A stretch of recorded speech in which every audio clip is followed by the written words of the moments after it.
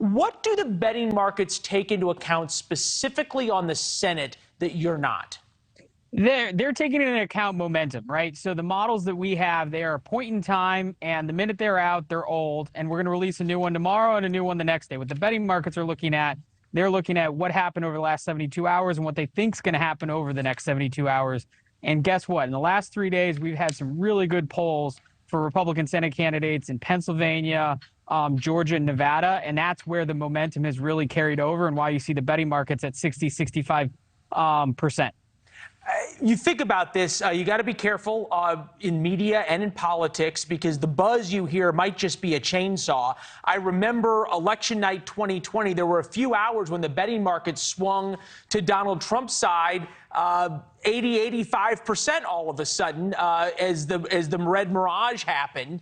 Is that what these polls are indicating right now, or is there reasons to think that the betting markets are onto something this time? I think the betting markets are onto something. If we go back to 2020, what happened there was, Decision Desk HQ called Florida for President Trump at 8:15 Eastern.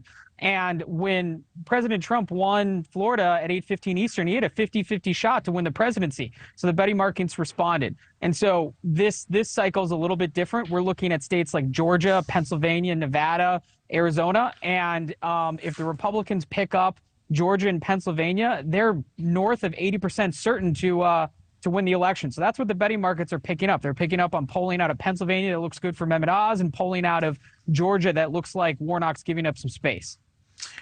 If all of a sudden on election night, you and I are here and the momentum has shifted, or at least the results of the momentum has shifted. One Democratic strategy was trying to pitch me on Wisconsin that we're undercounting single women in their 20s and 30s who have registered to vote and the like. Why will we have gotten it wrong?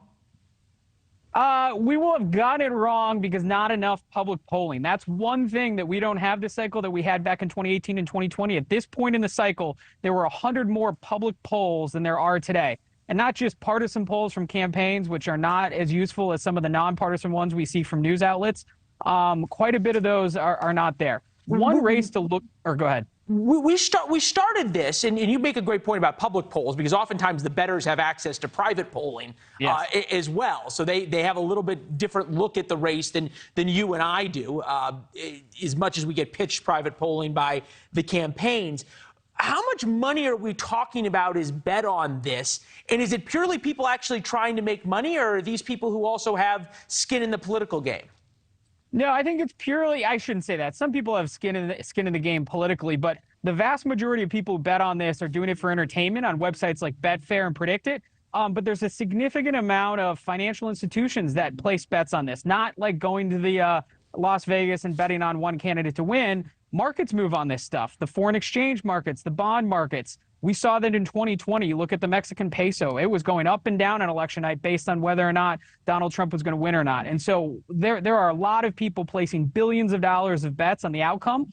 They're just not doing it they're not walking up to a casino in Vegas and doing it. They're doing it where they can place $100 million on some currency movement or something like that. That's where the real money's happening. It's fascinating. It's why this intersection is why we wanted to have you to talk about this tonight.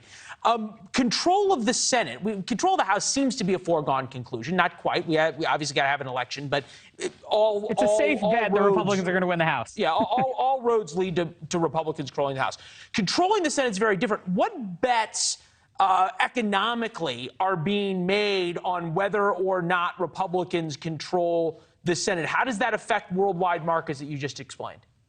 Well, for instance, if the Democrats win the Senate, that means the Democrats will have an opportunity to at least control judicial nominations. We'll have an opportunity to control treaties and things like that. It'll have an impact on tax policy. It'll have an impact on how President Biden negotiates with a potentially Republican House on budgetary concerns and things like that. And so that's what these financial institutions are looking at. They're like, how dysfunctional or not dysfunctional will Congress be? Are we going to have another government shutdown? Are we going to have tax cuts? Are we going to have Fed rate hikes? Are we going to have debt ceiling? All those things. Thanks for watching. Go to newsnationnow.com to find NewsNation on your television provider.